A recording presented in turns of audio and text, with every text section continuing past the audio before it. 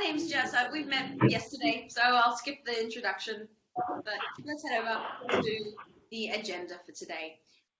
So I'm going to run you through today's admin training, and we're going to run through first the account content. So how does the sub-account, how do courses get organized within those, and using terms and sections to manage our course start and end dates. Then I'm going to, this first portion, this part here, that is all what I'm going to be doing, covering in the PowerPoint presentation. Once we're done with that, I'll move over into Canvas and I'll run you through how to set up some settings, custom permissions, and run reports. And then finishing up today on how to manage shared resources. So if you've got courses that share quizzes, share outcomes and rubrics, how to make those. Excellent. So was there anything I should be aware of before we begin? Easy. Let's continue. So I'm going to be accessing Canvas today. If you can see where I am at the moment, I'm in the test instance. I'm in CIIT.test.instructure.com. So you may already know this, but you have 2 additional Canvas instances to your production. So your production instance is just this one here. Try that again. CIIT.instructure.com. This is your what we call production. That's where your actual teaching and learning happens. All the students' grades will be stored in this URL. When you put the word test in between, you're taken to the test instance, and you can see that it has this pink banner at the bottom saying Canvas test installation. It will be reset every 3 weeks. So as that warning suggests, this instance of Canvas wipes every 3 weeks.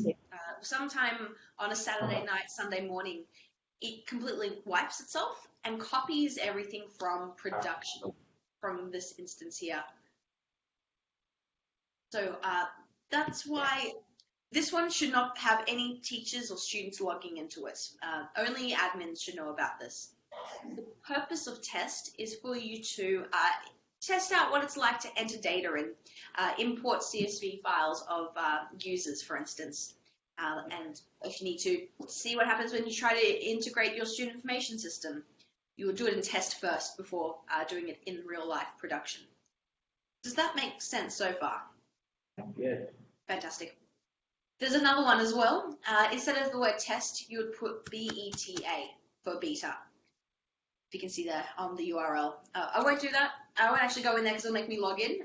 But the idea of beta is you can test out the next version of Canvas.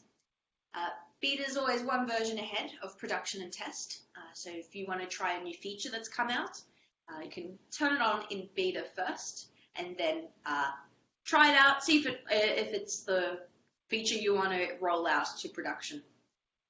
That one, however, gets reset every weekend. Unlike test, which is every 3 weeks, beta's every weekend, sometime on a Saturday night, Sunday morning. Any questions so far? No. Great. And as always, if there's one thing that you take away from my training today, if you forget everything else, just remember this one: where to find help. In the help menu, there is search the Canvas guides in the menu. I know I covered this yesterday, but I like to remind everyone where you can find guides. Canvas guides, admin guides, right here. The guides in here will cover everything we're doing today.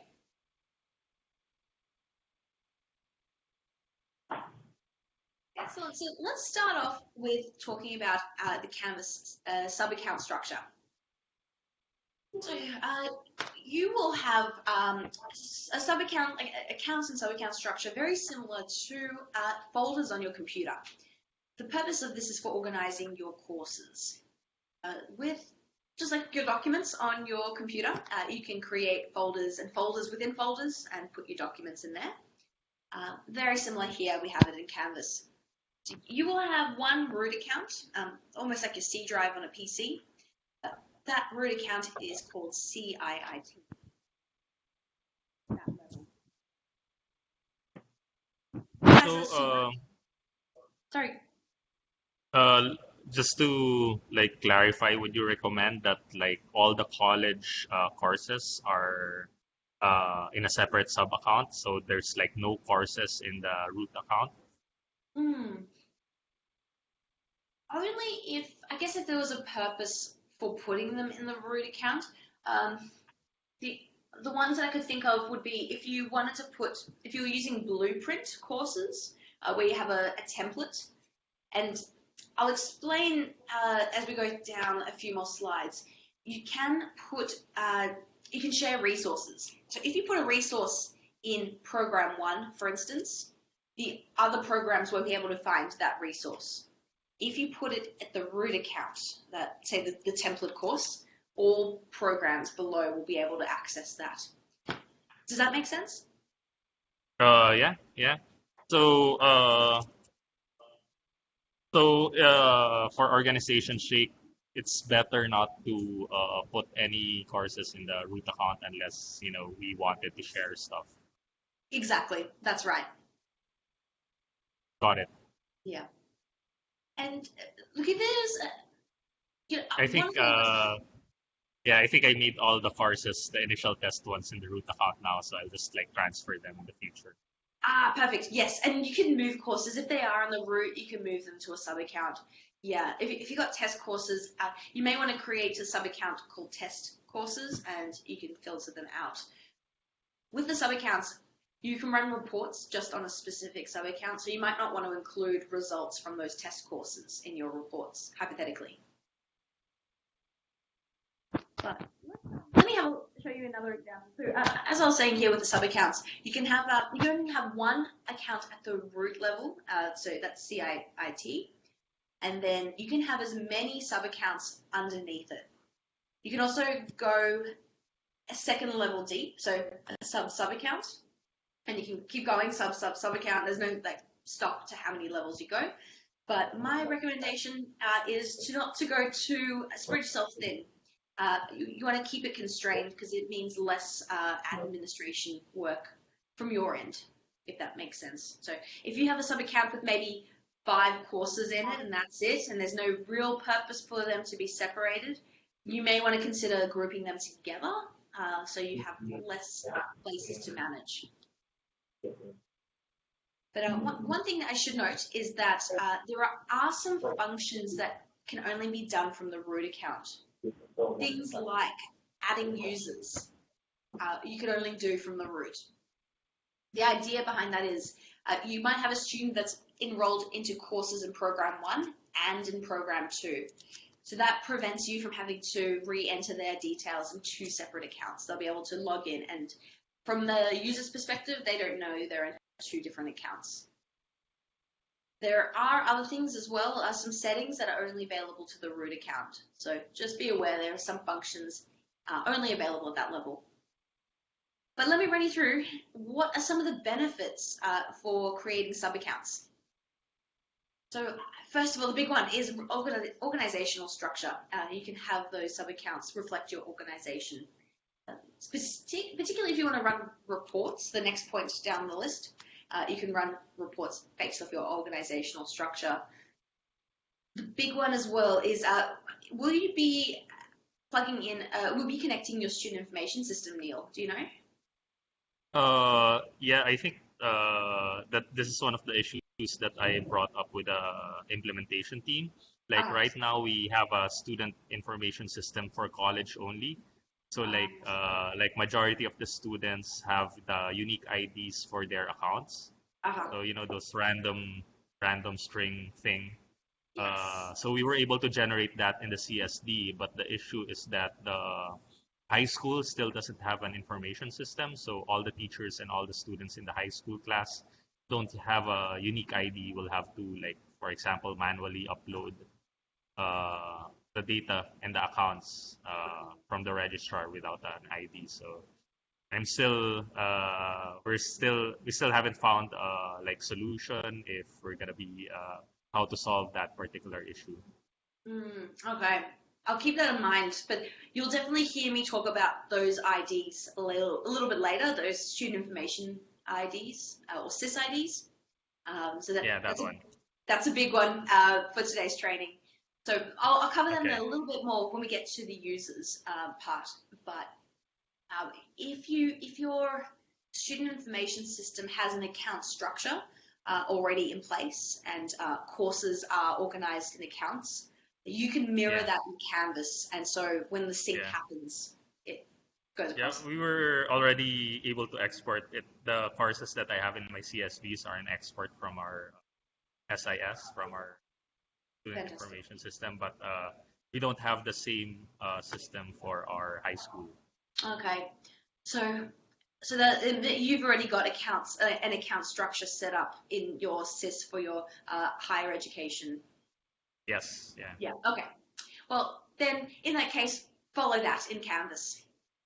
That's it'll have to be the same in that case to keep that synchronization. But let me run you through some of the other benefits. So you can create people to be a sub-account admin. I'll jump back to my slide here. Maybe someone that is a manager of program 2. You can give them permission just to manage this sub-account.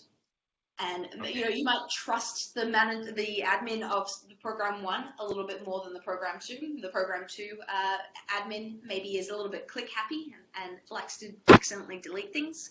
You can give the program 1 manager a little more extra access than the program 2. So you can do that with custom roles and permissions.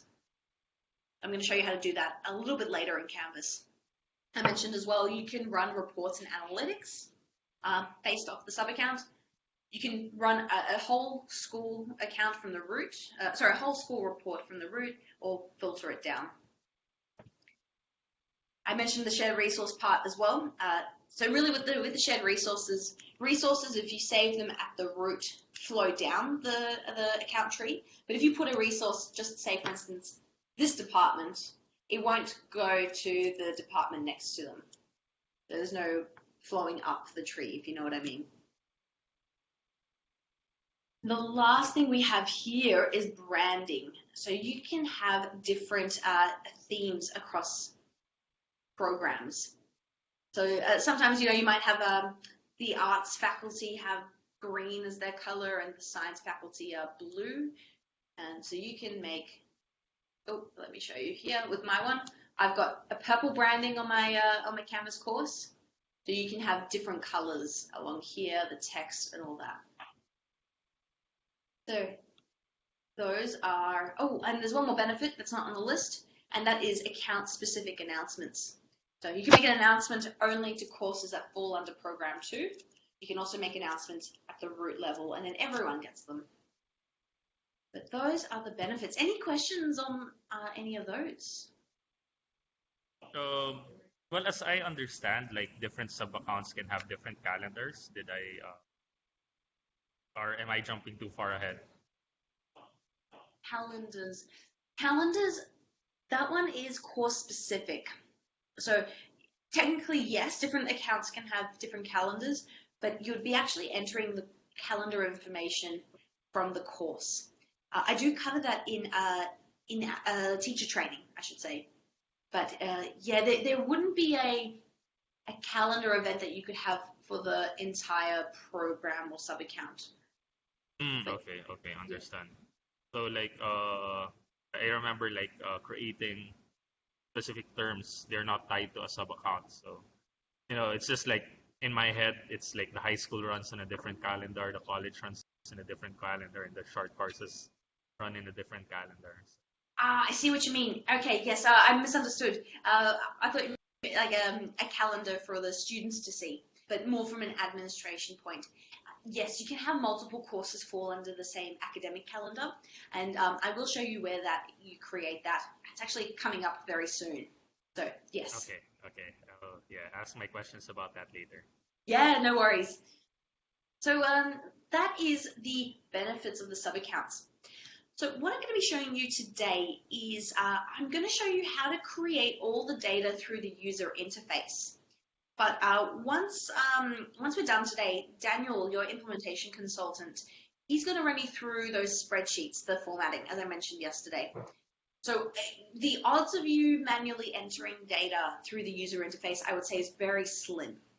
Most of the data you'll be importing from spreadsheets or waiting for that student information sync to happen. So the reason why I show you through the user interface is just so you get an understanding of how all the different data points in Canvas interact with one another. And in case you ever just need to quickly go in and add a student or create a course, you know where to do that. So I'm going to be working off today from the test instance. So if you want to follow along with me, make sure you're in test. Put the word test in between CIIT and structure. Otherwise, it will save and you'll have some, dummy data in there. Excellent. So when you log in, click on admin and you'll see the name of your account that you're managing. And you're the manager of the root accounts. So that's what the name of the root account is here.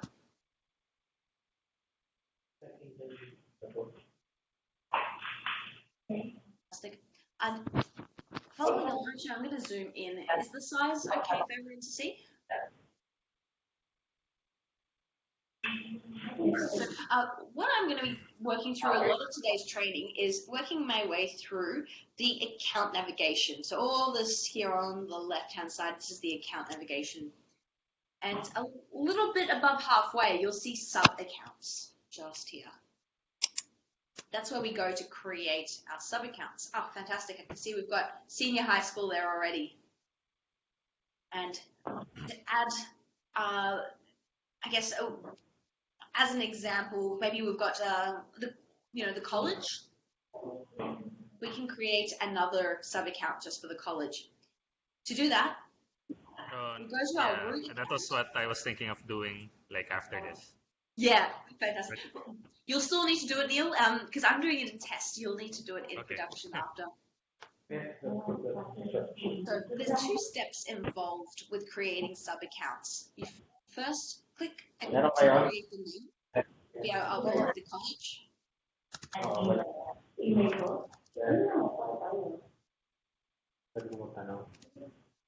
And enter to save. There we have it. The next step we need to do is put in the student information system ID, the SysID. To do that, we click on the name.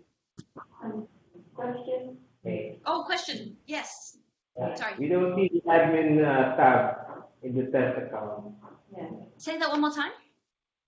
We don't see the admin tab in the test account.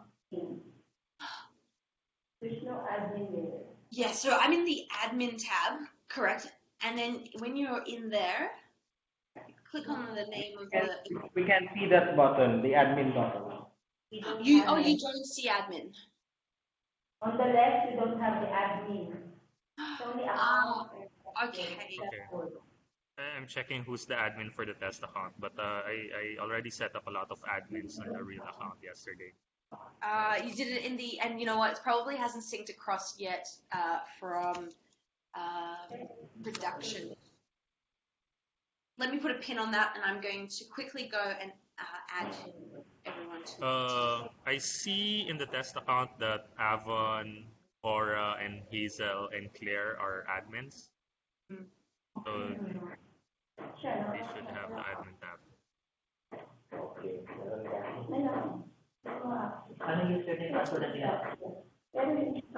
So from the people in the room, the 3 of them are 2 of them are admins, or I'm not sure if Cora is there, but the others aren't admins in the test account yet.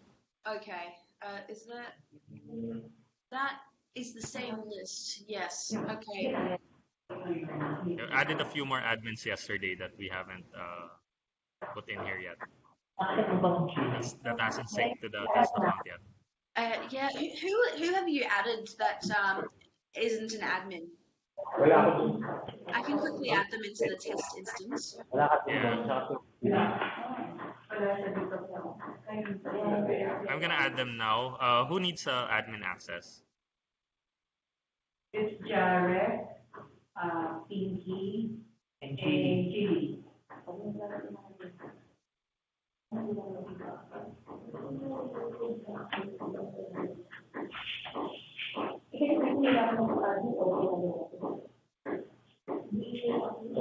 Pag wala ka to, sir, lagi mo yung safe account. Yung kanina. Yung password. Sa'yo lang. Oo, ayun naman yung ako.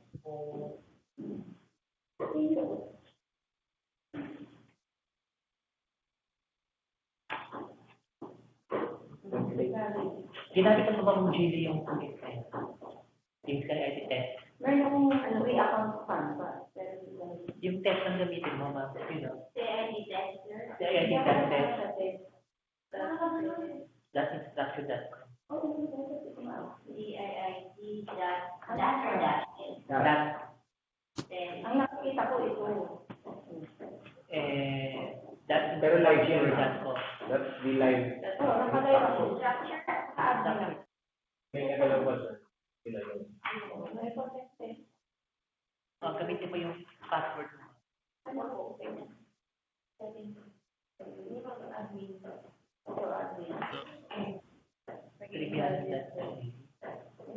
So I just added Pinky and Jarek as an admin, but Jilly's account is not in the test instance yet, so I wasn't able to add her as an admin. But yeah, I think just use other people's accounts for now. Yeah, perfect. Okay, if you whoever doesn't have an account, feel free to maybe share with someone during the training or have a look over the computer. But let's continue. Ganun din naman sir. Paano mo nang gagawin? So let me rewind. I'm going to delete the one I created in the sub account and start from the beginning so you see the full process. But let me know when everyone's ready to proceed. Sorry po. Kita. Liviana ba ba? Liviana. Everyone's good to go? Everyone's in? Yes. Fantastic. So now, hopefully you see that admin shield and then click on CIIT and then from the sub account tab in the navigation, here is where we see our current list of sub accounts. And if you're doing it along with me, we're going to see in a moment a few, as soon as we press save, we'll get multiple. So don't worry about this part. I'm clicking the plus add sub account and I'm adding the college. So if you're adding it as well, we'll get some duplicates, but that's okay. We're in test. There we are. And that's saved. Second step, and very important, is to click on the name of the college, the sub account, I should say. And we are now taken to the sub account. You can see there's no courses yet. Heading down to the settings is where we can add our CIIT. And this is the numbers that you would pick from your student information system ID in relation to the account.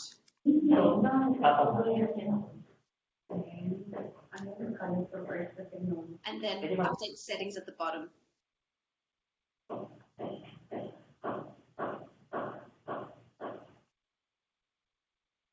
Fantastic. Did everyone catch that? Would you like me to do it one more time? Yes. So up at the top here is our what I call our breadcrumbs. You can follow them along to go back home to the root account. This is the name of the sub account I'm in, and here's the name of our root account. If you want to make it a little bit easier to differentiate between the root and the sub account, I should let you know, Neil, you can change it in the root account settings. So I'm here in the root. Down at the very bottom, we have settings. So if you do want to change the name of the account name, you can do that here as well, and then save at the very bottom. But that is how to create sub accounts. Any questions on that, or would anyone like me to demonstrate that once more? No, it's okay. I'll be the one to set it up, so Cool. you got Perfect. it. You got it. Okay. So that's that one. Let's talk about terms next. So terms. Here we've got an example of you've got your different different sub-accounts, and the blue represent courses within them, as an example. Then you can group multiple courses into a term. Terms are created at the root level, but you can have multiple courses from across multiple sub-accounts falling in the same term. You could also have maybe a term for Campus 2 and a term for Campus 1, but you still create them from the root level. So let's use the example here. We've got some terms for the college and some for high school. The high school, I assume they run on an annual year-long calendar, and Yeah, they're on a semestral calendar, and the college is on a trimestral, so 3 Fantastic. terms a year.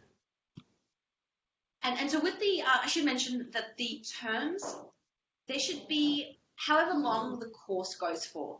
So if the course goes for 3 trimesters, make the term in Canvas terminology be the length of all 3. Because what's going to happen when the term starts, before the term starts, students aren't allowed into the course. Teachers can go inside the course and build content before the start of the term. After the term ends, both teachers and students get a read-only access to the term. The course will become concluded and will be put in a read-only state. So if you put it inside a term that only goes for 1 trimester, but the actual course goes for 3, like the teaching period, that course will be concluded before the end of the year. Does that make sense?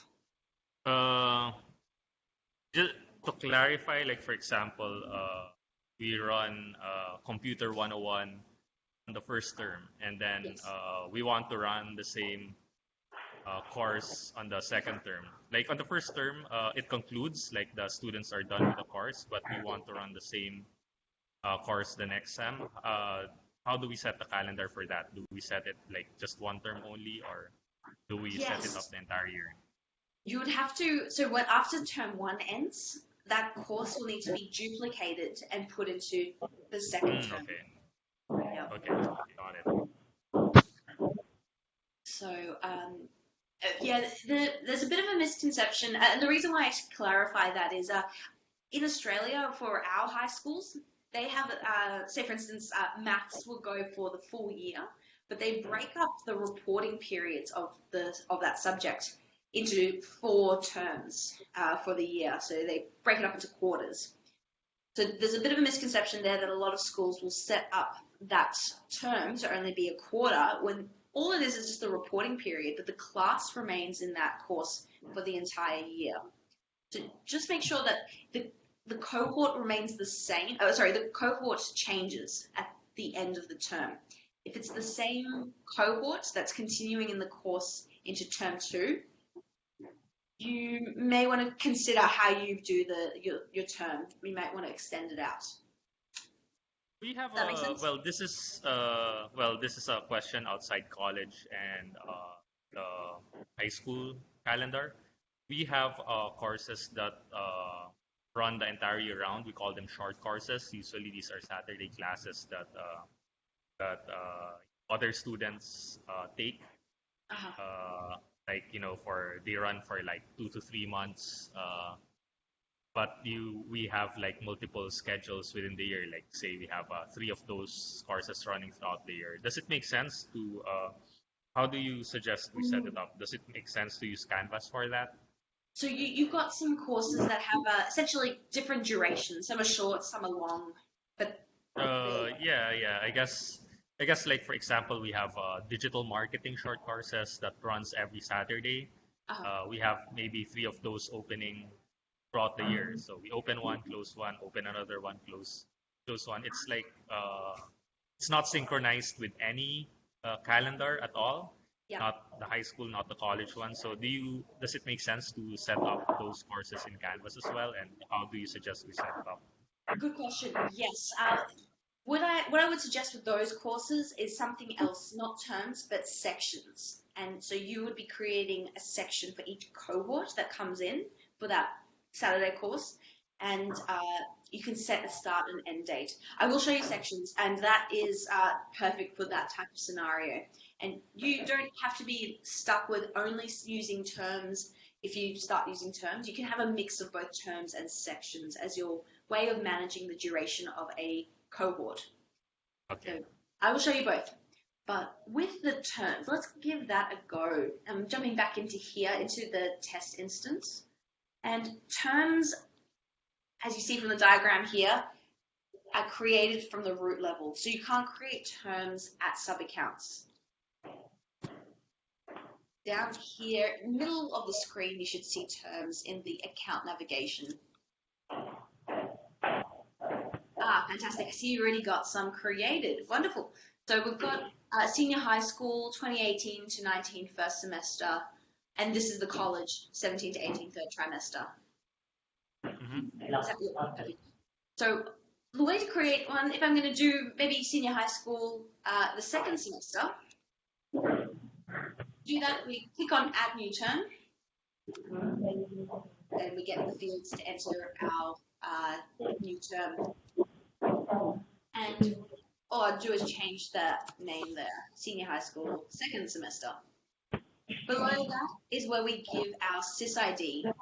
And I know that the senior high school don't have an integration with the student information system. My recommendation would be just to make something up. You can change CIITs en masse with a spreadsheet later on. You can't add en masse through a spreadsheet. So if you did get a student information system connected with Canvas and senior high school, it'll be a very manual job to go one by one and add a CIIT through the user interface. So that's my kind of tip here is put something in there at the very least when you're setting things up, and then you can change it later on. Does that make sense? Yeah, so we'll just have to come up with an internal naming convention manually created courses. This is an example here. Senior high school, 2018 to 2019, maybe combine that together, semester 2, and then you can run a report and change that to something else. And then over here is our different dates that we can set up. Here we say when the term runs from and unto, and that's the bare minimum you need to add for this one. And when you put something in here, it'll filter down to all the others. So let me show you. I'm going to just put in semester 2. Let's say it runs from the 1st of July to the 31st of December, just as a hypothetical. Bad example because this is 19. We'll go for 1st of Feb 2019. There we go. Term. And you can see here now we have students can access start to term end, and the teachers, assistants, and designers can start as soon as I create the course, so whenever, to the term end. So you can adjust these and give them more customized access dates. I'm going to go back in there. So those are the dates that the term runs, but maybe the students, I want them to only access it a little bit later. I'm giving my teachers a month extra to build the course, and then they lose access a month before the teachers because the teachers need time to enter grades into systems, do final checks of the course, and what have you. And you can customize that for each different role. Making sense so far? Yeah. Fantastic. And that's all you need to do. You can have terms running over the same period. So if I had another course that was also starting from July to December, it can run concurrently as this one here as well. So it can support that. I'll delete that one I just created. Have you? So now I'm going to go create a course and show you how you can choose where your course lives, in which account and which term. But before I do, any questions on terms?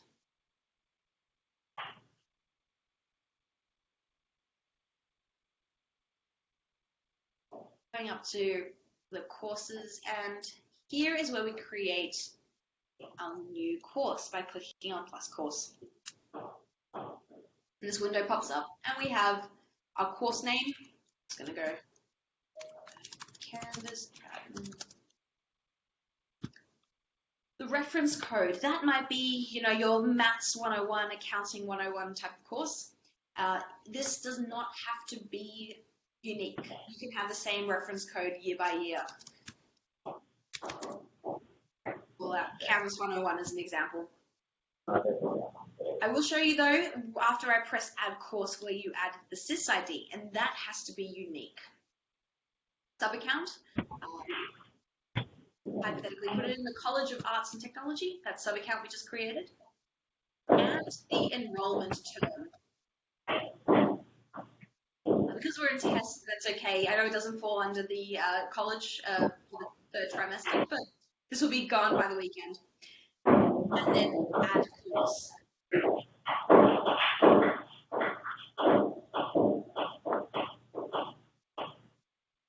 Fantastic, that's been added.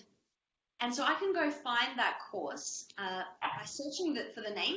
I can also filter and only go by my terms. So if I want to only look at courses that fall within that term. And I can also search by course or by the teacher's name as well. So if I type the word admin, it should come up. There it is. So I'm going to click on the name of the course to go inside. Place to add a student information system ID or a CISID is down here in the settings of the course.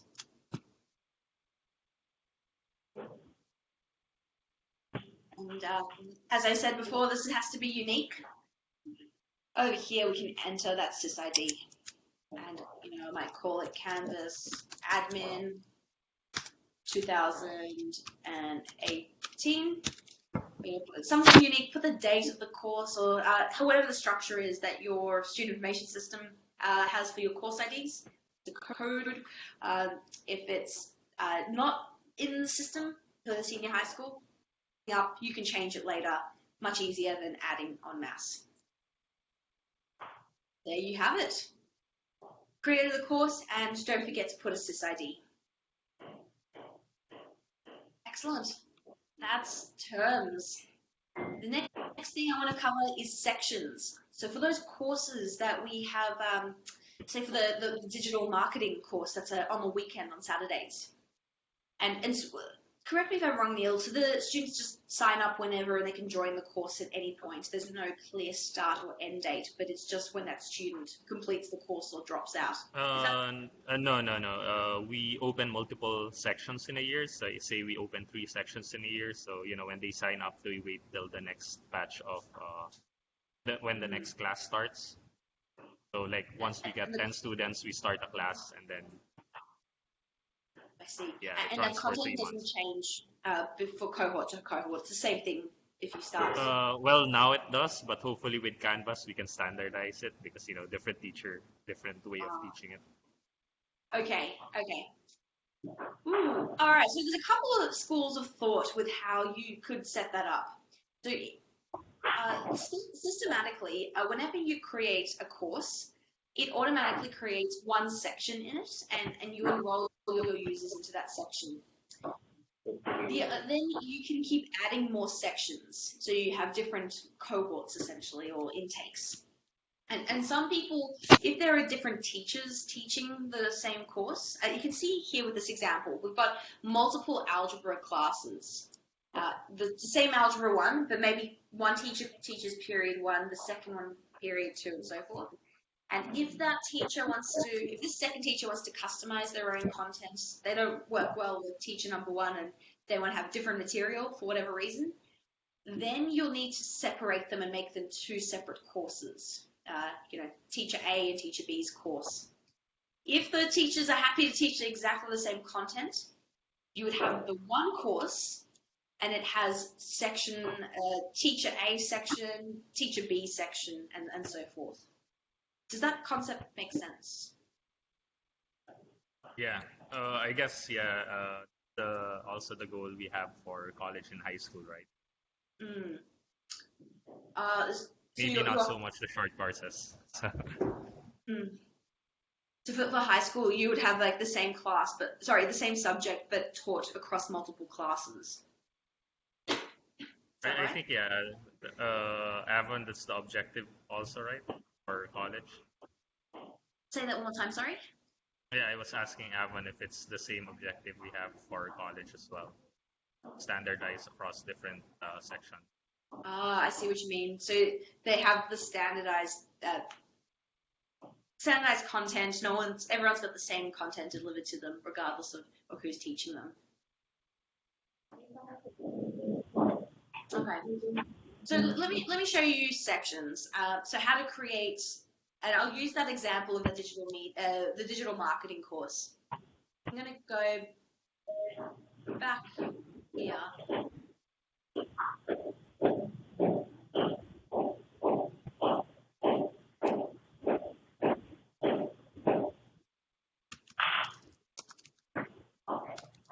As a hypothetical, got digital marketing. The code might be something like that. The sub-account, put in the appropriate sub-account, of course. But then for the term, you don't want to give it a term if it's, unless you want to give it some point of end date. We can also put an end date to the sections. So for this example, I'm going to leave it in the default term, which you'll see when I jump back to terms after adding. That's the one that runs forever, right? That's right, yes. That's the one that runs forever.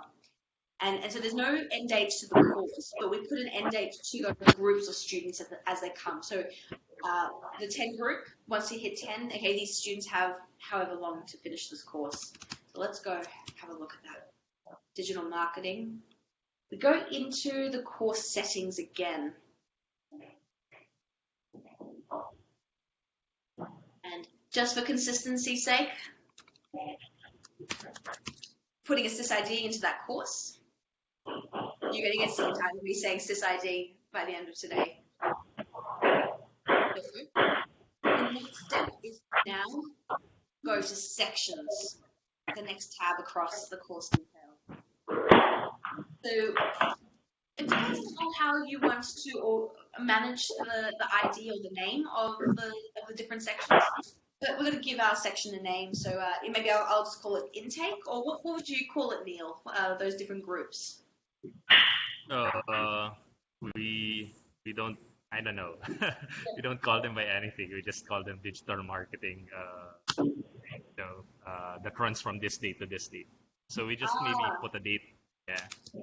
Digital marketing. Maybe January to June 2018 or something. There we go. And then July to December 2018. There we go. And you just keep going and going. So that's created the course, the section name. We click on the name to go give it a CIIT. So edit section. These guys, they're also not on IS, so the number of students there are manageable. So I think we can go with manual adding for now. For these particular students. Well, for these courses as well, for creating sections and enrolling students into sections, you can also do it through a spreadsheet. For those 10, but you'll see when I add, when I enroll students, you can copy and paste them into Canvas as well, as long as they're set up already. But it's pretty easy to do it from the user interface. Much quicker on the spreadsheet, as you'll see next time you catch up with Daniel, your implementation consultant. But I'll just finish setting this section up. So we give it a sys ID. you know, like maybe marketing underscore would be Jan, June 18, you know, keep it unique. I'm just making something up as I go. And then similar to our term start and end date, we have our section start and end date. And like so, to 31st of July, 2018. Oops. There we are. And then we need to make sure users can only participate in the course between these dates. And then once the 31st of July is finished, these students will have a read-only access to the course and will no longer be active participants.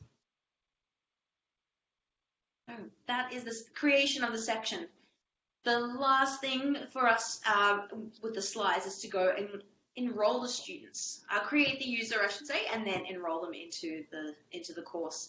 But any questions on creations of sections using the user interface? So for college and high school, we just leave the dates blank and it'll copy the dates of the courses we have for that. Then By the default, dates will right, come if we leave them blank. Yes, you can leave them blank and come back later on. The thing that makes it difficult if you leave blank is CIIT, but everything else you can add in later, correct? Okay, so if we leave them blank, it copies the term settings of the course. It does, yes. So if I didn't put a start and end date here, it will go for the term, pardon me, it'll go for the term end date if you leave that blank. Correct. Yeah. So let's go create a user and enroll them into that section. So we're jumping back into our account. And as I mentioned before, you can only add users from the root account.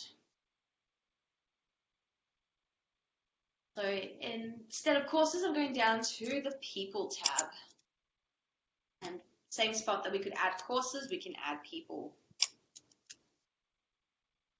And I'm going to add myself as a student.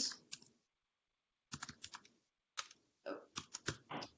Display name. So if you had some professors that wanted to have the title instead of their first name displayed to the students, especially for senior high school, if you want to do titles like that, you can do that in the display name.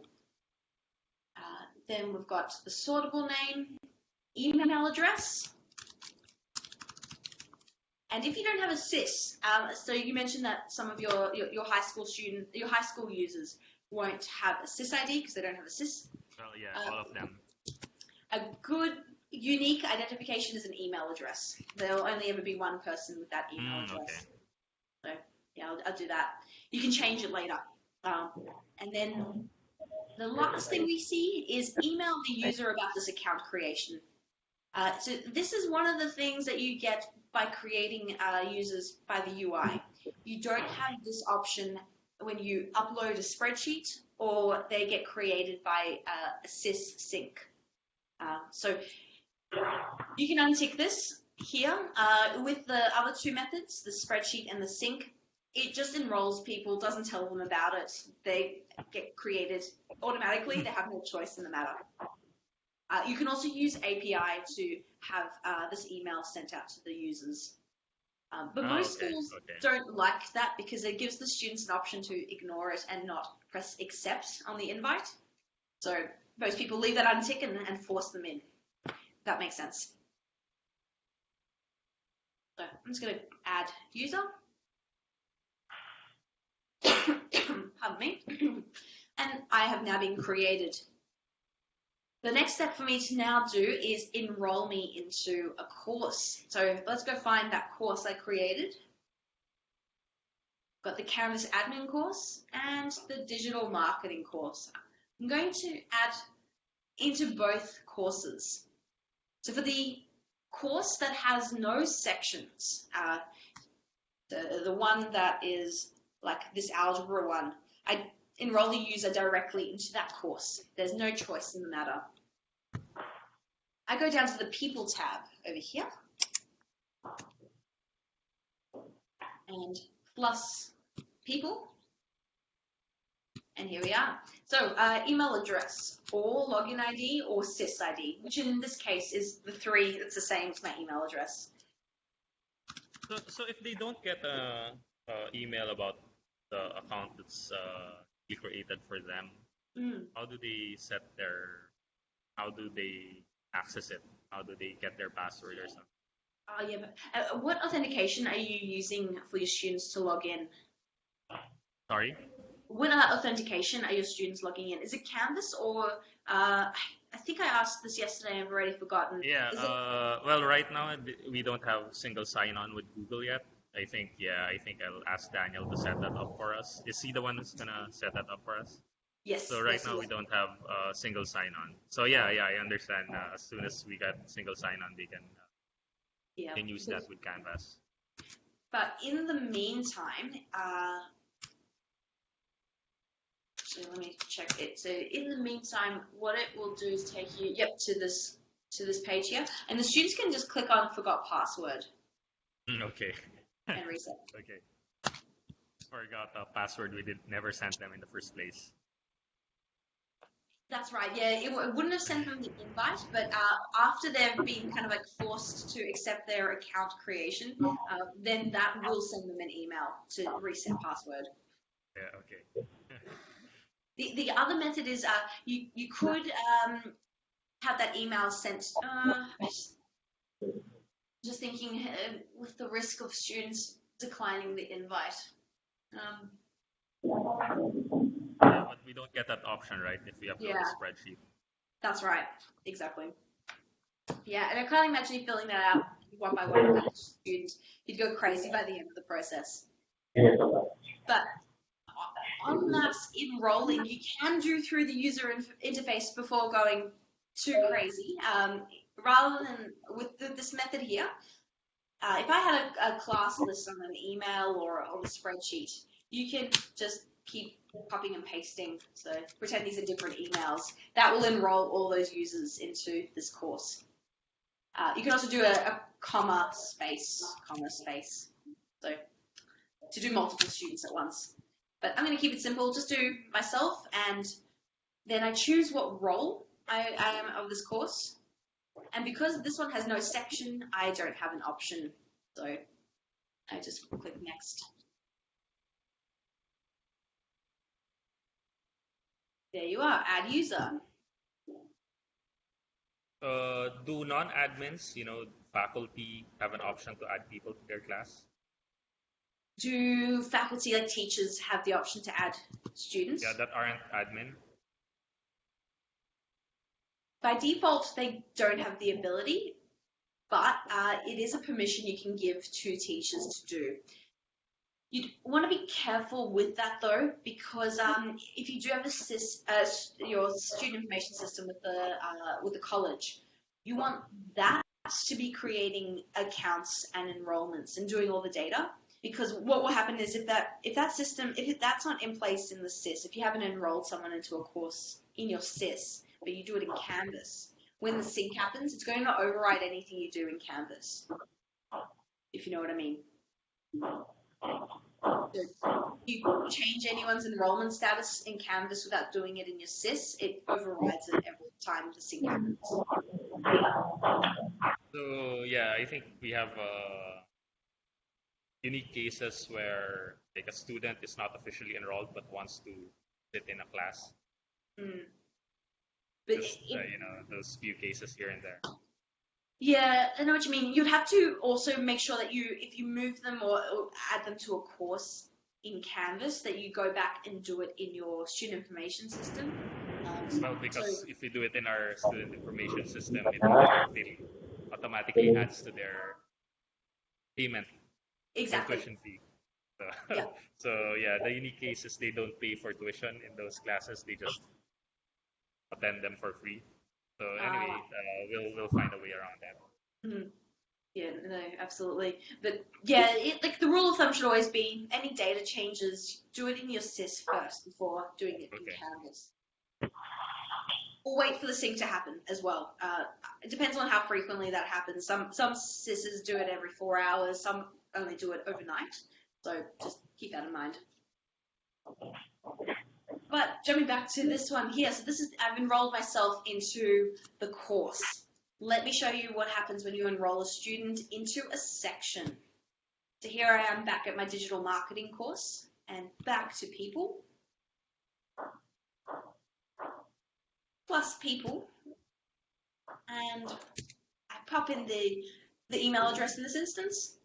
And exactly the same thing, choose the role, but then I can choose which section this person sits.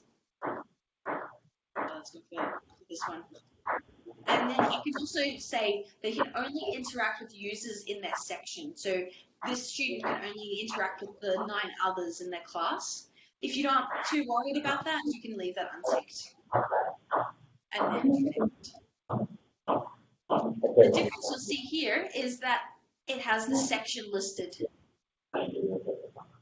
Looking back here, we don't have that in the section. The student that's enrolled into the course, this one is enrolled into the section. So that's enrollment through the user interface. Are there any questions on that one? None.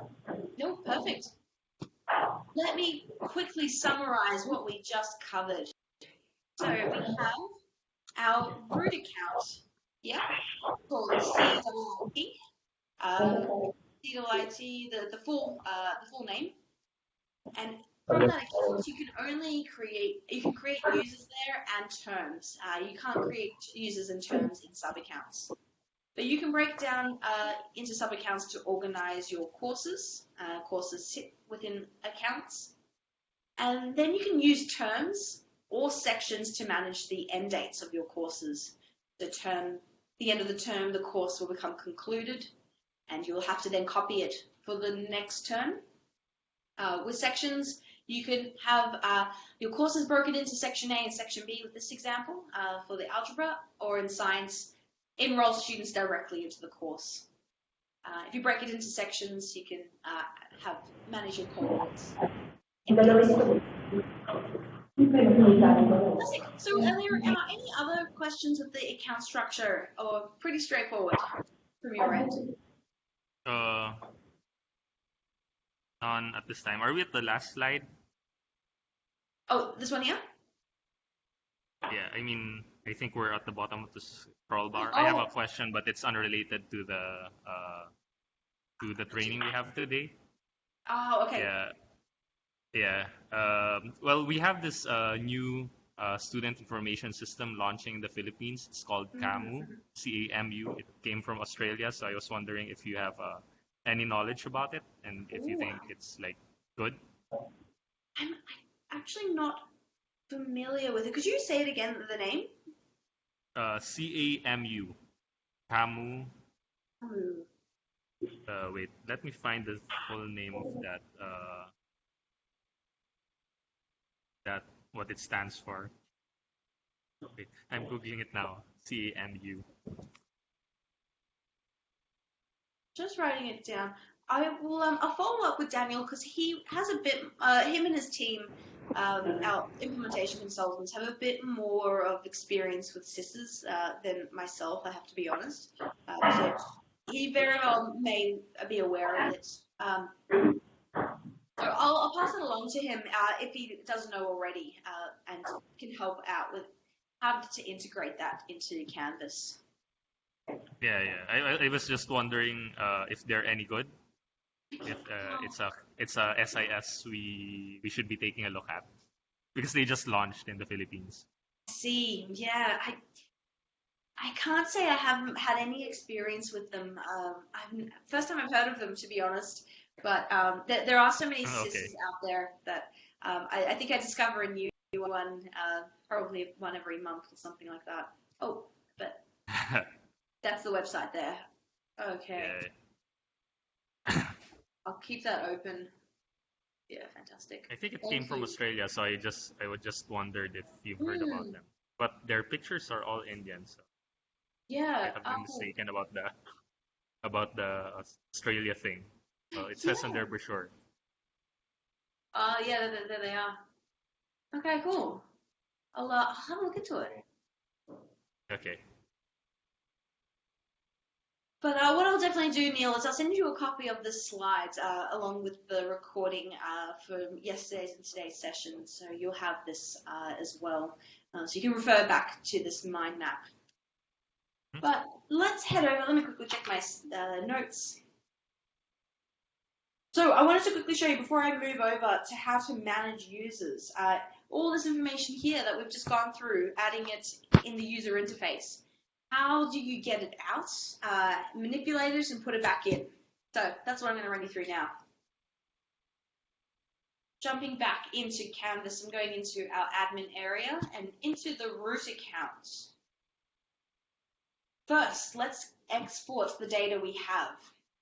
So you can do this if you ever need to manipulate anything, maybe change information, we've got to change a whole batch of course names. Rather than going one by one, you can do that on a spreadsheet. So you head to your account settings at the bottom there. And then we're going to the reports tab. We will go through this in a bit more detail later, depending how we're going with time. But the only report really that extracts the data that you have is the provisioning report. So this would get everything out that we've just created. It would include the new user I've created and the new course and all that. And then we can change anything and import it back in. We first have to go along the side here and click Configure. And you'll notice here, we've got a list of all the different breakdowns of our users. This is when I added myself as a user. My name, my sortable name, my display name, my email, and SIS, that's on that spreadsheet. The accounts, the name of the sub-accounts and the SIS IDs of the sub-accounts, terms, courses, sections, that's creating the courses, creating the sections. And the last one, the enrollments, is enrolling the users into the courses or the sections. So I'm not going to actually go through these spreadsheets. I'm going to leave that for Daniel to do because it does take a decent chunk of time to go through each one of them. But just show you the process. So if I wanted to enroll some users into courses and sections, you would download both the users, courses, sections, and enrollment spreadsheets. You'd be referencing the users to enroll them in there. And then run report. And you get this message here, the report is running. You'll receive an email when this is done. I have to admit this is a bit misleading. You will receive an email based off what you set as your notification preferences. Let me show you where the admin notifications are.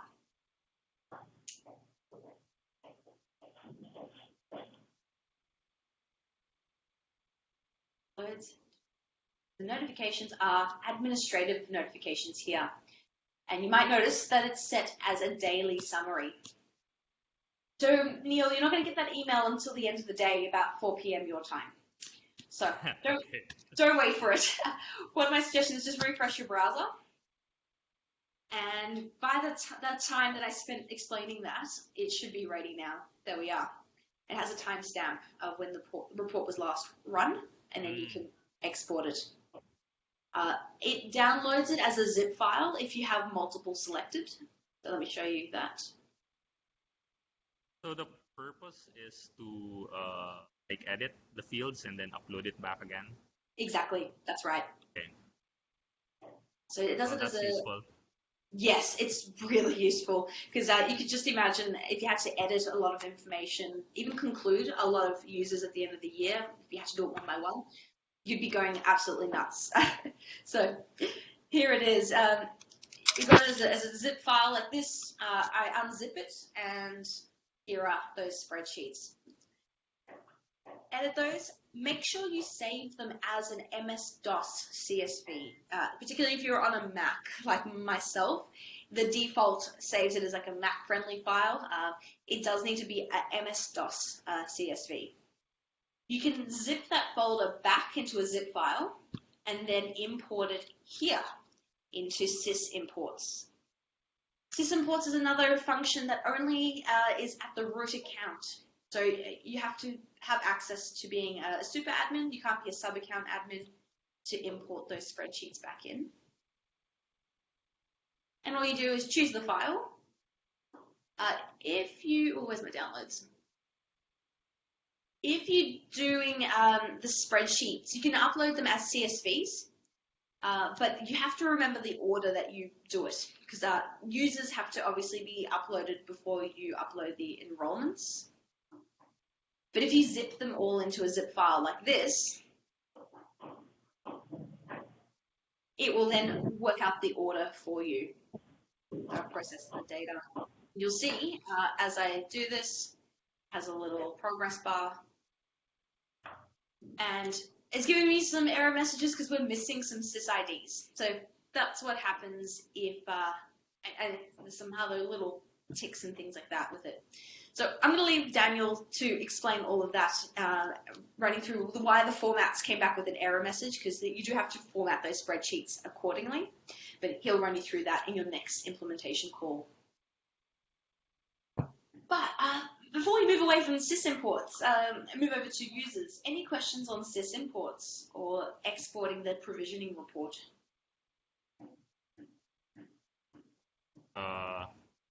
Is Claire in the call?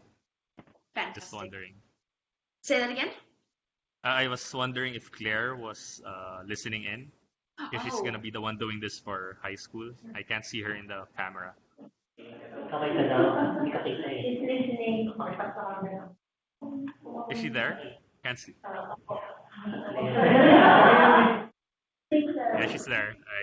I just saw like one corner. Her in the corner. Okay, yeah, I just saw her. Yeah. Because she needed to do it manually for the high school class. Yeah. Oh, I know it sounds Like probably looks a 300 little bit students. daunting, Claire, but I would say make sure you're there on that call with Daniel, our implementation consultant. But I'm just going to take you back to the sys import. If you get stuck on this, if you forget anything that Daniel says in that call, in the sys imports area, you have this link here. Please see this documentation. I'm just going to open it up in a new tab. This is a run through of the formatting of the documents. So you can always come here and have a look, and these tables. So this is the users CSV. There's a column for what the required fields are. It tells you a little quick description of it. So when I was learning myself how to manage this, I followed this guide all the time. I had this opened up next to me. You see, got it for every different Can you type the URL into the chat button? I need to copy that. Yes, absolutely. There it is. Oh, actually, try do Got it. it. Thanks. I got rid of the word test in it. It takes you to the same article, but just so you don't have to get logged in every time. Beautiful. So let's have a look at managing users. That's the next thing. You've set someone up in the account, but maybe they forgot their Canvas password, and the student's knocking on your door and asking for you to reset it. Other things, like you can check how many pages that user has been logging in and looking at, how frequently they're logging into Canvas, what their enrollments are, all that. So I'm actually going to step back into my test instance actually for this part. Let's go to my root account. And I'm going to find one of my students. Click on the name. So for Hermione Granger here, let's have a look at managing one of our students' accounts. So from here, you've got some buttons along the bottom. Edit. You can edit all that data we added in before, the first name, display name, sortable name, all that. And also their email address where they'll be getting notifications as their default email. You have also to edit if a student, I know sometimes high school students may upload a silly profile picture. You can remove it as a admin there as well. There is a setting as well to lock down students from changing their profile picture if you need that as well. Next. Sorry. I have a question again about I already created a couple of users manually through the interface, and then if we upload user's CSV with the SIS IDs this time, different? Will it like override the users, or will it overwrite, or will it like create duplicate accounts? Duplicate. They have like a Yeah, it's going to create a duplicate. So okay. give me an example of one student that might not have a system. Oh, I can see it right here. So These are all teachers. So, if I upload another teacher with an SIS ID this time, that's not blank. So I'll have to like delete the old one and then transfer the teacher, the new one or something like that. yeah, you can merge accounts, but that's also a bit clicky. You probably would be needing to delete and then re-import. Or I'll show you here. So say for instance with Joseph here, he doesn't have a SysID. I'm going to click on his name, and to give him a SysID, this is the only way to do it, is where it's got the login information. If you click on the pen, you can add it here. Just type it in.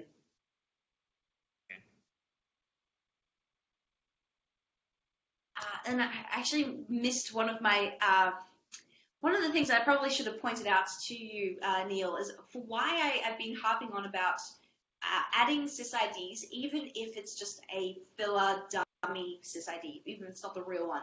Because you'll see here on the sys import documentation, one of these is, I think it's at the bottom, the change SysID spreadsheet. So you can upload this to change. You can't upload a spreadsheet to add, if that makes sense. So whenever I upload a new user's CSV, it won't like delete the old ones that I already have in the system. No, it It won't. just keeps on adding. Exactly. Got it. It will only overwrite if they have the same SysIDs, right? Yes, exactly. If it is the same SysID, it's actually going to throw you an error message if you try to create a new user profile. It will say the SysID is already in use. Got it.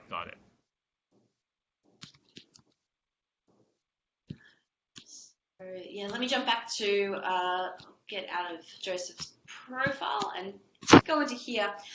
So I'll show you a couple of other things that we have in the user profiles. That's to edit.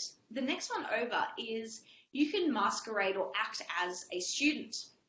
To act as user, this lets you log in as a user without that password. You can see we've got a little panda hiding as a red panda. So that's you as an admin going in and acting as a student.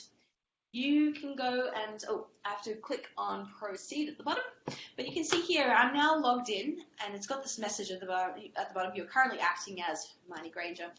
I can go in and look at her course, see what discussions she's been making, even look at her inbox and see messages that have been sent from other students, from teachers, what have you. So it's a really good tool for troubleshooting.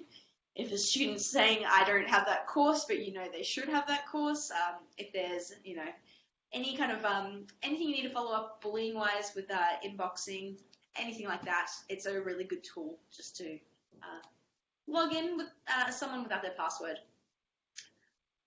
Go back, profile. But yes, that's the act as user. Now the next two icons here, the merge with another user and delete from the account.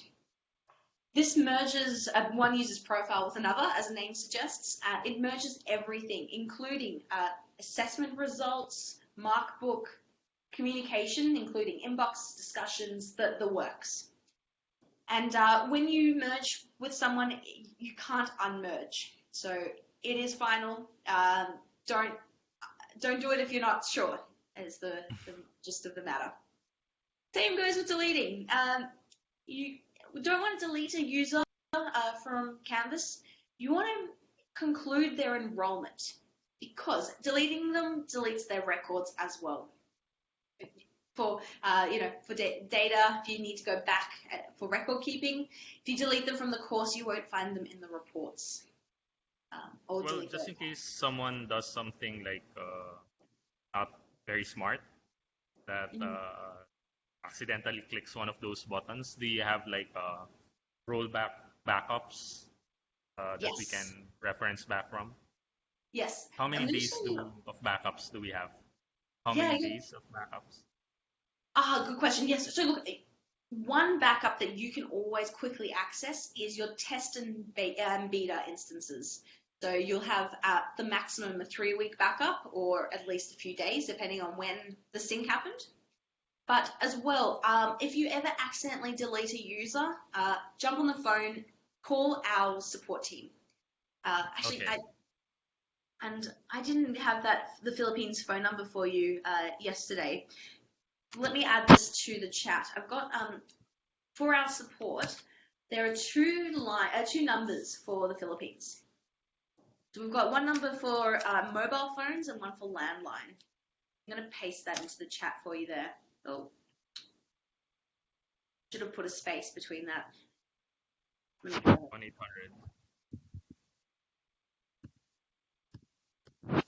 We'll try that. There you go. So the OWL support team have more access to data logs and all this kind of stuff than even I do. So jump on the phone with them. The sooner the better, because the longer you wait, the more backups are happening in real time, as essentially as it goes with clouds. So I'm going to show you a little bit. Do we have a particular backup date that we should know about? That, like for example, our SIS backs up every midnight or every 11 p.m. There's something similar that we can go to yesterday's data that we backed up at 11 p.m. Canvas doesn't quite do periodic backups. It's essentially as you press save, then it becomes in code and it's live and active. The only kind of backup I would say is you could go to your test instance or your beta instance. Oh, pardon me 1 second. Okay.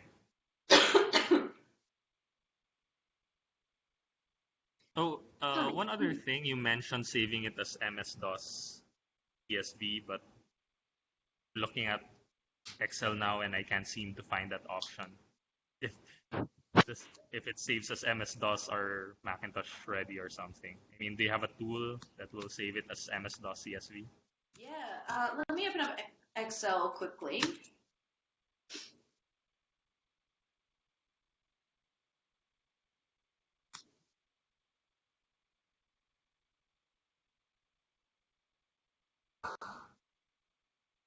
There we go. So when you file save as, I don't know about your version of Excel, but the one that I have is MS-DOS MS-DOS comma separated. There we go. Oh, okay. I didn't see that in mine. Anyway, I'll find another tool. No worries. No problem. Oh, yeah, that's the one there. And so that won't have any kind of weird errors thrown back. Oh, yeah, I see it. Sorry, I wasn't in the right place a while ago. But yes, that is the merge and delete, my little spiel about that. So do it with caution. But as always, if you do need to, even if you have accidentally merged with 2 users together, our support team have a little bit more access than everyone else to undoing things. So just jump on the phone with them is the rule of thumb. Okay, got it. Then underneath that, we've got the login information. So this is the stuff that's already pre-set up with the login ID and the sys ID. So that might be blank. If it is, you need to type something in there. And if you're setting them up with Canvas logins, you'll be able to reset the password for them, the password and confirm password. If it's Google authentication, unfortunately you won't be able to do that here. You'd have to manage that in Google, but it will have a Google symbol right here where my mouse is highlighted, so you'll know that that's the Google Auth provider. So Daniel will get that set up for you and run you through how to continue managing that in future.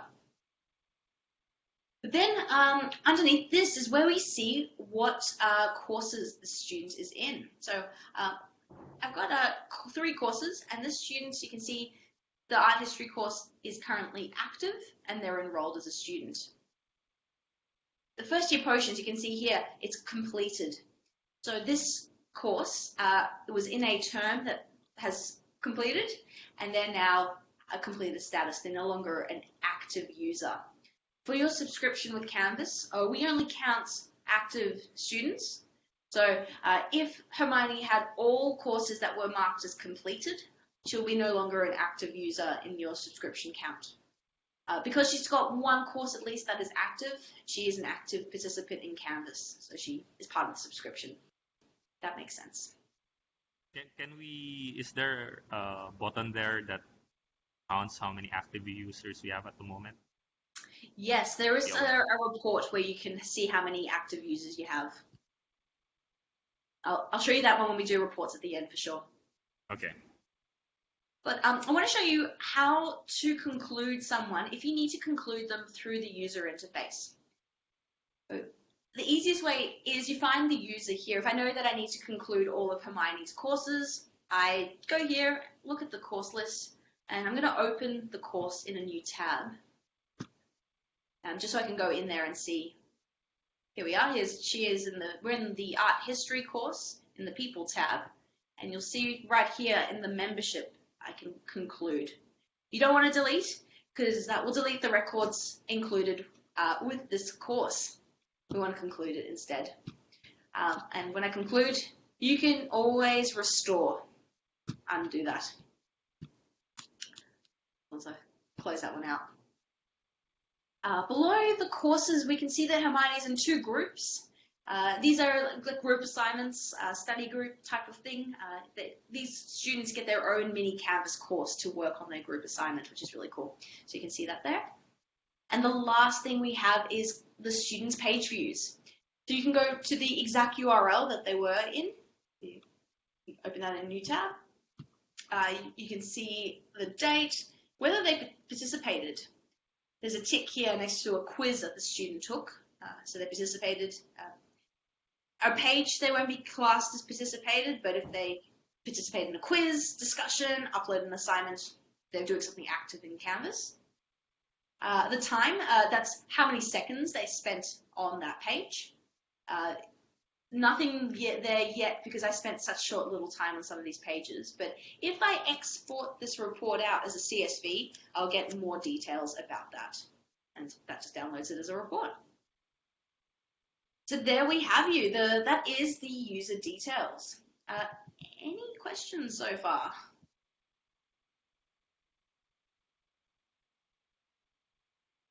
Perfect.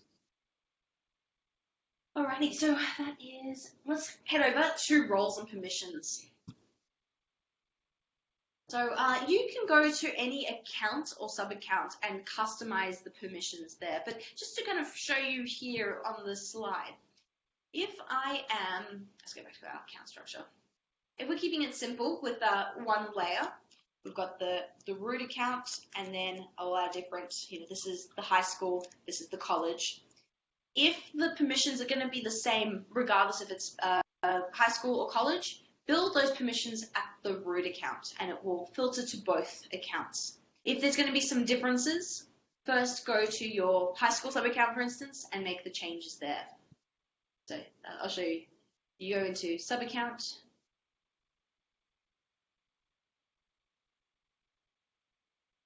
Come on. There we go, senior high school. And you'll see here that our account navigation shortens all of a sudden. So less functions than the root, some of those being the terms and sys imports, but we can create permissions just here for the senior high school. So the process is exactly the same. I'm going to go back to the root and do it from there and show you what that one looks like. You go to permissions from here. Does that concept, was that clear, that explanation on the differences between the different sub-accounts?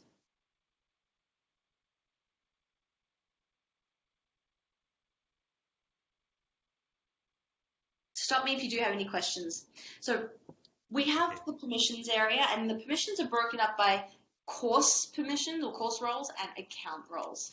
Let's start with account roles. Here in the account roles, we've got what everyone is set up as admin accounts, or account admins. To add a custom role, I click Add Role, and maybe sub-account admin as an example, and save.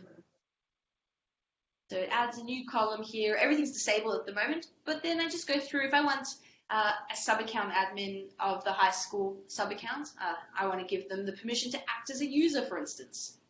I can enable that, and now they can do it. The enable and lock or disable and lock, what this does is prevents this sub-account admin from going in and changing any of the permissions. So they can log in and adjust permissions, but this just locks it down and only the top level admin can go in and change it. So there's quite a long list of all the different things that admins can do. Same with the courses. I won't go through each one, but I'm going to send you a document after the training today that has definitions of each permission, so you can use that for reference. But that's as simple as that. Any questions? I sort of missed how to create someone as a sub-account admin. Okay, perfect. So yeah, I stepped away from the keyboard for a moment. That's okay. I actually didn't show that one yet, but oh, you haven't shown it. Okay. Haven't shown it yet, but it's a good segue. So all I did was add the new role, and give it a name, and then I clicked next to the permission if I wanted them to be enabled to do that, disable, or lock it down from other admins from changing it.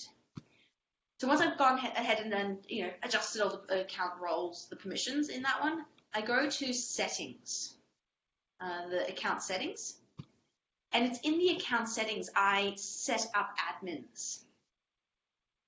So I'm currently, if you can see, I'm in the root account. That's the name of the root account there. If I wanted to make a sub-account admin, I would go to the sub-account admin area, and you can see the admins tab.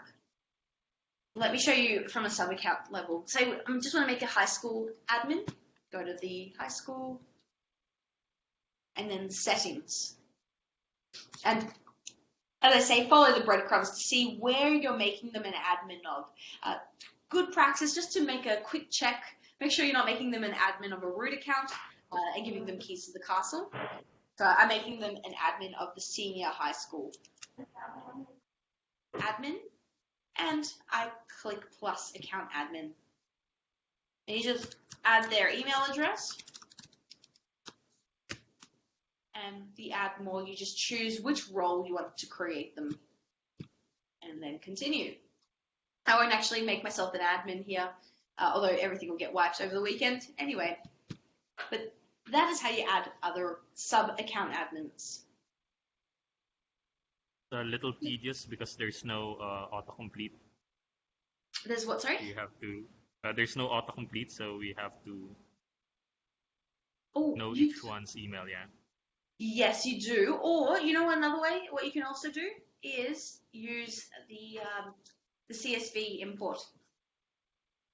What's the admin? The admin one, yes, exactly. If I can find it. Here we go. This is the admin spreadsheet. So you would just use the account SysID to map out the user to which account they're managing and the role. So you can use that one as well. Okay. But let me take you over back to permissions. So that was creating admins and setting up the account-based permissions. Let me show you the course-based permissions next. So in the permissions area, you've got course roles. And with this one, it's a little bit different to the account roles. There's some kind of background behavior that happens with some of these roles. We have by default 5 roles created: student, TA, teacher, designer or course designer, and observer. TA stands for teacher's assistant.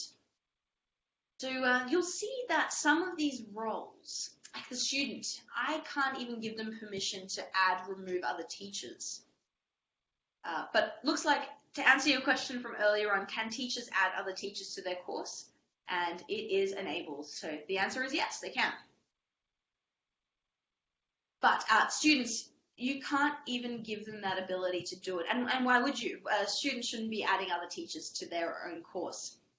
So that's just something to be aware of when you're creating a new role, that if you're creating a new role, for a course, you have to base it off an existing course role. So if I wanted to create maybe like I've got a student teacher as an example, maybe one of those university students that are coming in to substitute as a teacher in the high school, you wouldn't want to base their role off a student. Maybe it's a bad example.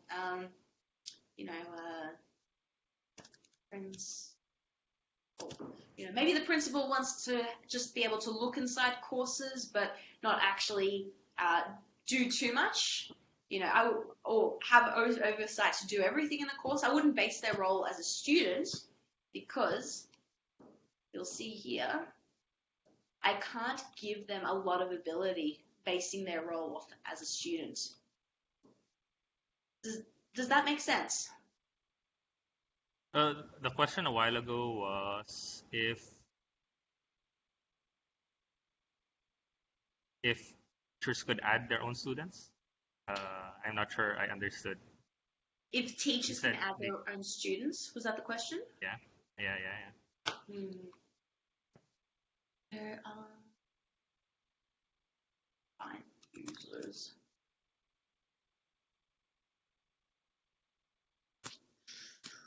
It might be an account role permission and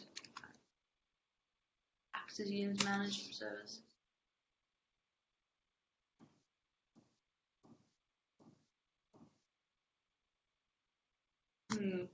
Oh, wait a second. Course files. Add remove students for the course. There's that one. Add. Let me check. That didn't walk past. There we go. Yes. Add remove students from the course. Teachers can do that. Yep. So to answer your question, Colin, by default, Yes, teachers have that enabled. Yep, perfect. Excellent. But otherwise, any questions on creating a custom role and how to give permissions to that role?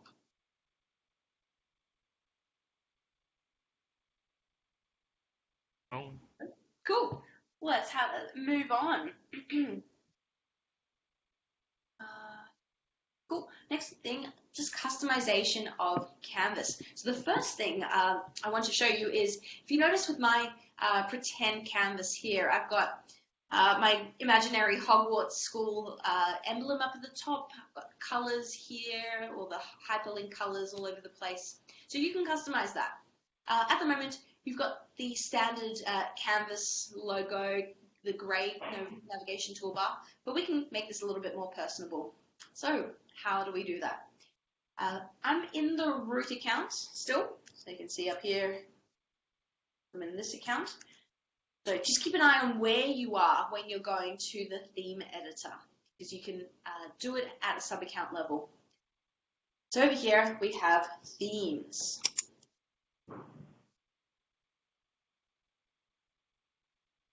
And here are some templates that we have available, but I'm going to create a new one. I've got to base it off an existing template. That's fine. I'll just go for default. And now we're in the theme editor. I'm going to be going over the left-hand side here, running through the different branding options. This first category here, these colors, are just what the general colors will be in Canvas. So the primary brand color. You can copy and paste the hex code into here, or if you click on the color, you get a color picker tool, and you can click on the magnifying glass. And if you have your logo handy, so maybe if I click on to show you, if I want to make it this color, it just changes the color. Let's go for a different, go for orange. And then when I click preview changes, I can keep working as I'm going along, making the changes, seeing what it looks like. And momentarily, once this finishes generating, slow today.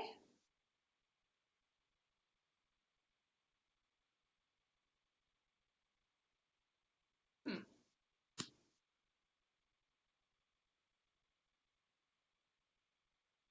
we go. Now we should see some links and buttons throughout Canvas that instead of blue, they're now orange. And you just kind of work your way through all the different color options there. The next category we have is global navigation, and this is referring to this toolbar along here, the global navigation toolbar. So the background navigation, it's currently gray, but I might just make it, actually even better, I'll make it the same orange as the rest of my theme editor, and then you'll see there that our global navigation toolbar will go from gray to at least nice orange now.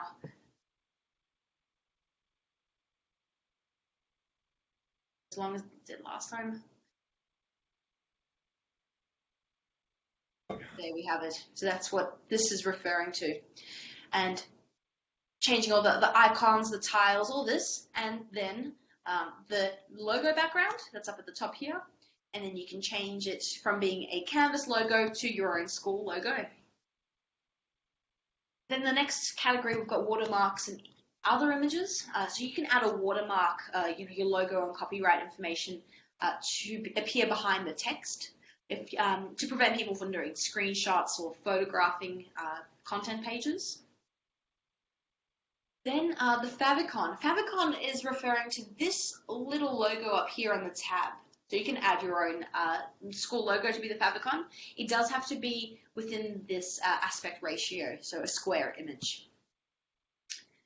Mobile home screen icons and the Windows tiles refer to if you bookmark Canvas on your iPad or tablet, you can have a different logo. It doesn't apply for the application. So you have to be in, like, say, on your iPad in Safari, you bookmark Canvas to the home screen, and you can have an alternative logo. The next two refer to the Windows, like a Surface Pro or anything like that, if you bookmark that. And the last one at the bottom, the right sidebar logo. On the dashboard, you've got a space to put in a bigger logo. And I'll show you where that is once this page loads. Because the logo on the toolbar is quite small. You can have space to put a bigger logo just over here where my mouse is. This will push down the coming up, and you can have a bigger school logo there. It can be a rectangle shape, whereas the one up here where my mouse is moving, that one's got to be a square to fit nicely. The last thing is the login screen. Now for the login screen, you've got a preview of what that looks like at the bottom here, and you can change the background color, or you can upload an image. I've also seen some schools convert a video into a GIF and then upload the GIF. So you can have, if you've got any promotional videos that can be running through on the background too. You can upload a different logo instead of the Canvas logo, upload your school emblem there, and all the different options to putting a box around the login screen. I do suggest doing that if you are uploading an image so that students can still see all these different links. And that is the end of the theme editor. So once you've finished editing it, you press save and give it a name. And then apply theme to actually apply it to your instance. I won't do that part. I'm going to just press exit to get out. But any questions on the theme editor? No, I'll just make our graphic artist an admin. Yes, He can do it for us. Yeah, exactly. And then, yeah, give him Delegate. admin access for a week. Yeah, and there is also, if you want to limit the access in the permissions, there is a access to only the theme editor, so you can make that. Okay, yeah, sounds good. Good idea. What's that? And so other customization that you can do to Canvas is add what we call LTIs, or applications. So it's similar to downloading apps on your smartphone. Some of those things, they're external tools that work really great with Canvas. And you can do it from the root account. You can also do account specific. So if there's an app only for the high school, go to the high school account and into settings. From settings, up at the top here, you'll see apps. And in apps, in a moment, it's going to load what it looks like a whole range of applications. So some, oh, here they are. Here are some that we have. Now with your application list, I'm going to click on View Application Configurations to see what you have. You've got the Google one, great, perfect. So some other apps that are popular are, we've got the TED talks, the database of all those instructional videos from them. There's also the YouTube LTI, Vimeo, a whole range. And you can see the whole list by clicking on this hyperlink here. See some LTI tools. So this takes you to the Edu App Center. Spells the US spelling. I'm going to put that in the chat for you as well, Neil, because it's I find it's a little bit easier to search for apps in here because they give you a little bit more information about them. So, say for instance the YouTube one, you click on the app that you want, and you can see a little bit of information about this LTI and whether it is free or not. From the Edu App Center, there is a filter here for completely free apps. So you can have a look through them and see if there's any you like that you want to add.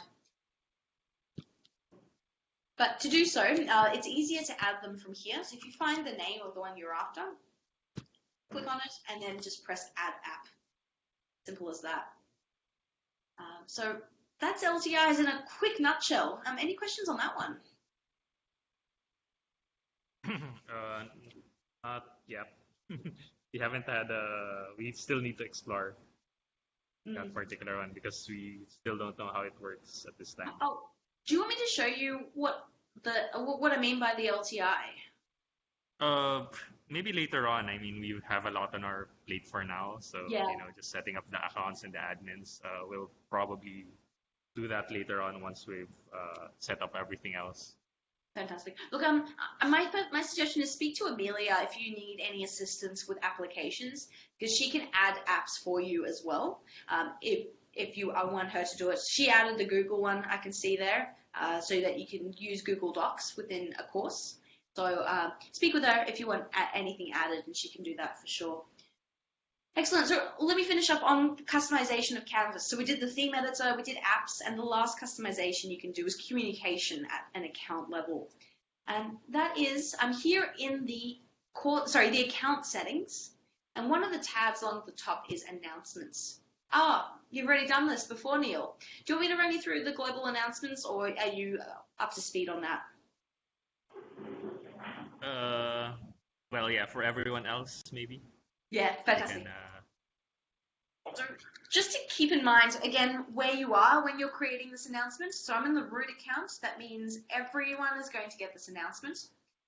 If you go to sub-accounts, you can be a bit more specific and say, I only want to make an announcement to the high school.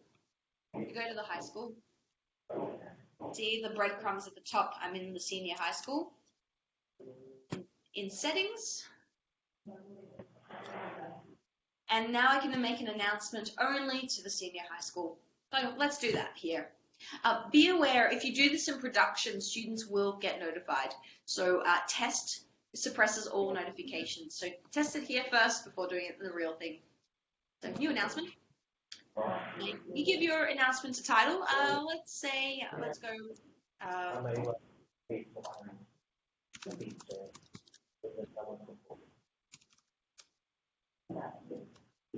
Sa app dun sa Canvas, dapat dito. Okay. Naman sila ng smartphone na yun. Wala na yata nakakilala dito.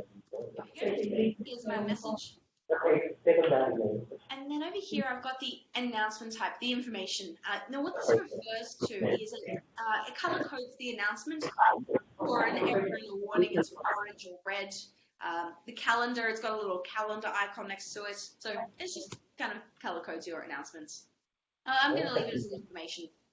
And then here with our message, we can use the rich content editor to, format our information. I can make it even red on a black background. Gosh, why would I want to do that?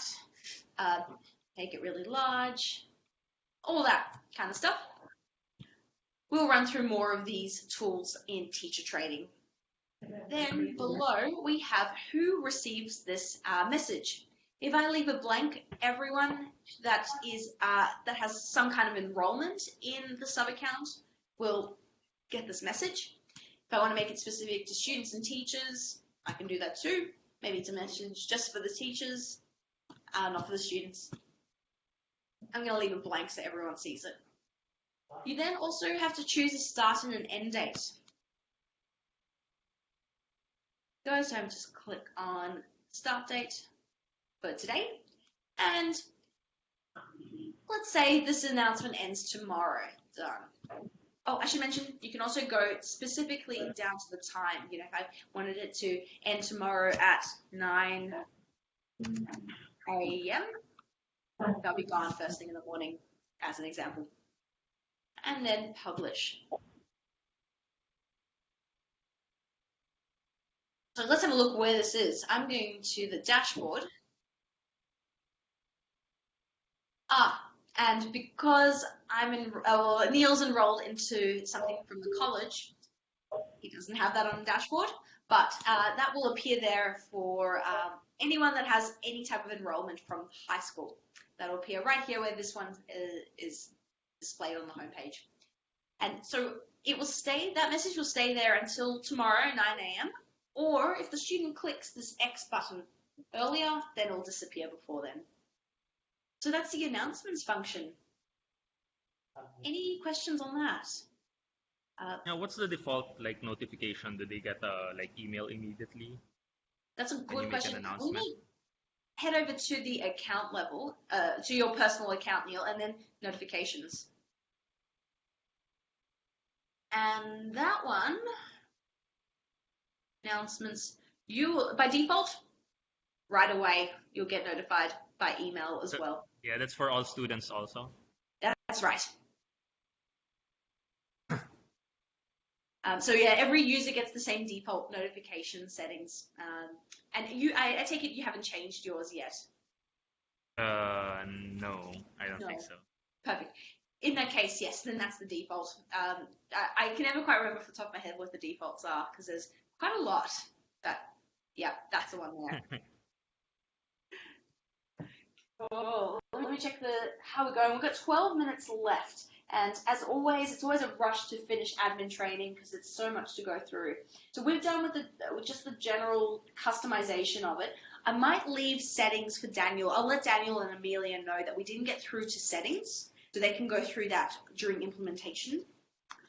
Same with reports. I can leave that with them to do that once there's more reports to generate. But would you like me to run you through shared resources in the remaining time we have? Yeah, go ahead. Yeah. So with those shared resources, do you have any courses that would have resources that need to be shared? Fill me in what that might be. I'm not from the academics. Fair enough. Okay. Let me run you through what the options are, so you can pass it on to the academic team.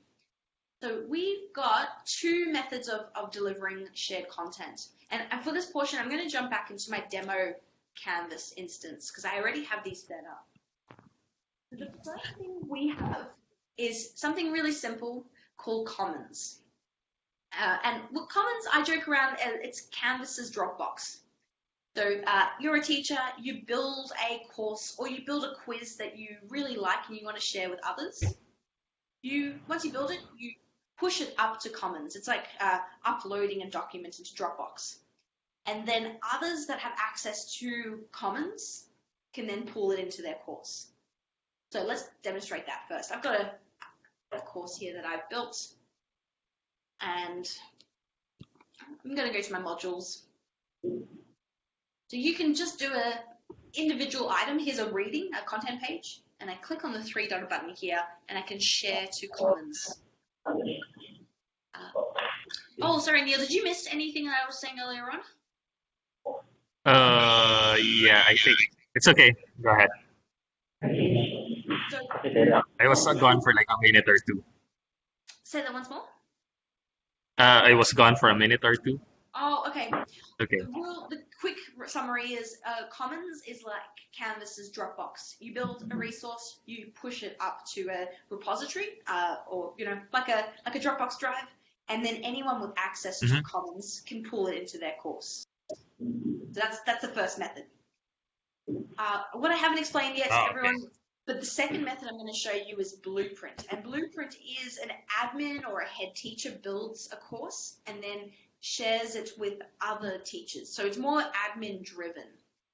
Most people start off with Commons, and some people also use Blueprint, and you can use a mix of both. So you're not limited to one or the other. But Commons is always good to show first.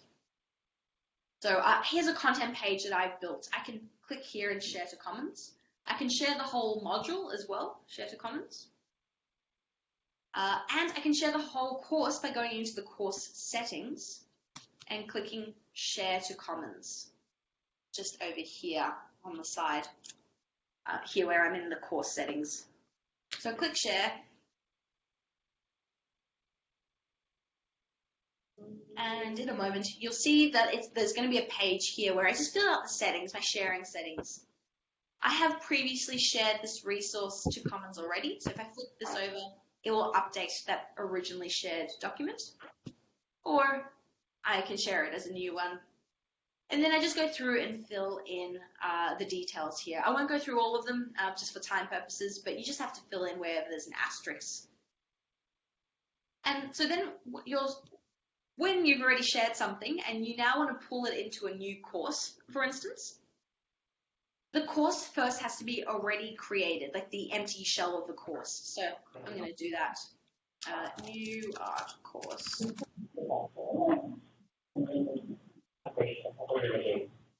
So here we are. I've got nothing in this course. I can import directly by clicking import from Commons here on the side.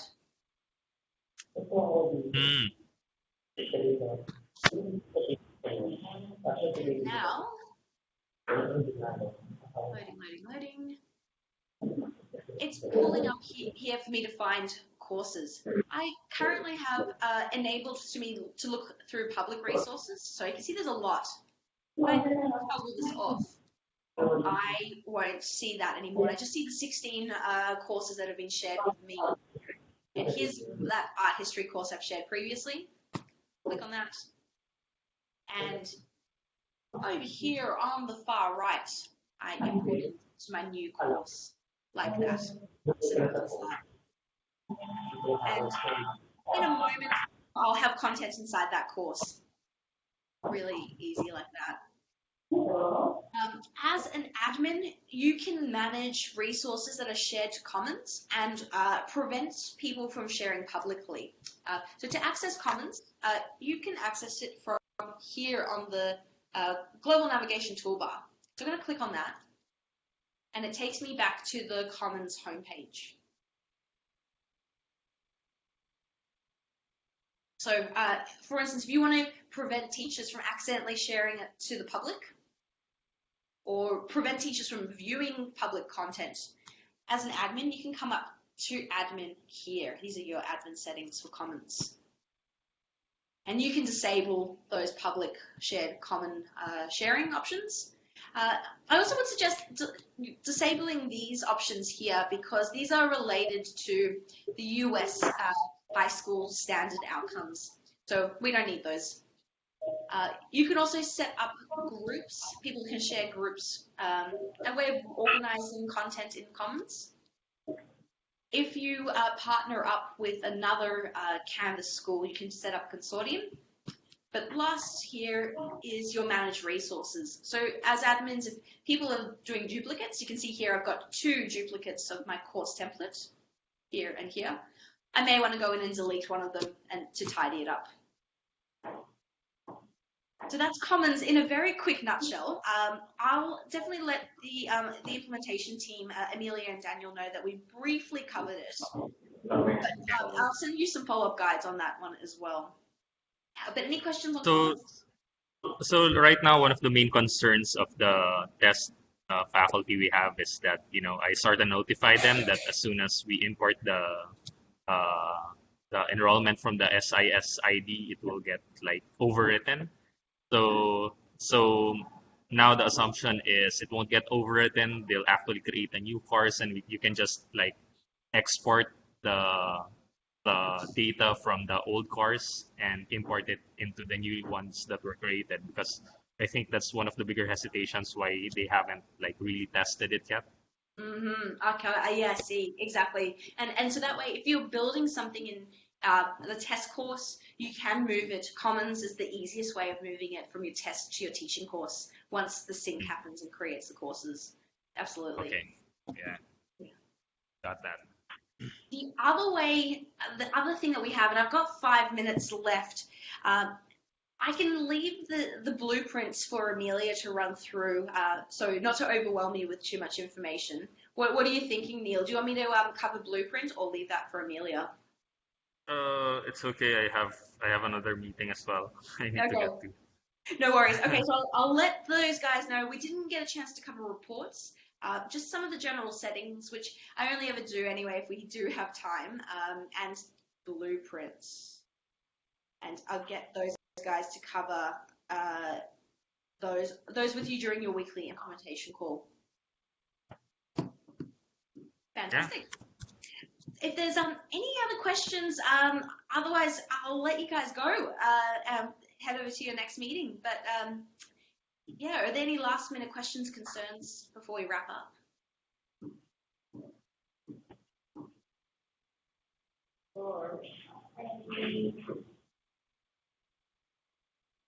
Nope. Perfect. Well, sorry, was that I had the Filipino word for nothing. Oh, fantastic. I'm going to say my Filipino is a little bit rusty. Yeah. Fantastic. Well, have a fantastic day, and I will see you guys for your potentially for your next training session. Otherwise, so the next two ones are the ones for the teachers already, right? That's right. So we still, I don't think we've set that up yet, so we have to set that up within maybe July, hopefully before the senior high school one starts. Fantastic. Classes start, or we can do it even during senior high school. So we consider the first term as our pilot term anyway.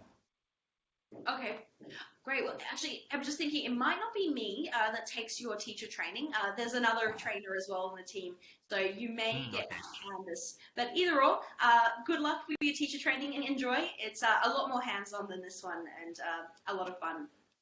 But, Okay. So for the teacher training, the assumption is we need computers for everyone who's participating, right? Yes, definitely. Everyone should have logins for the teacher training and also sandbox courses created.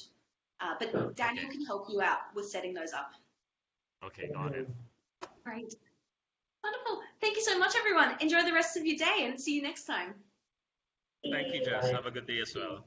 Bye. Bye. Thank you.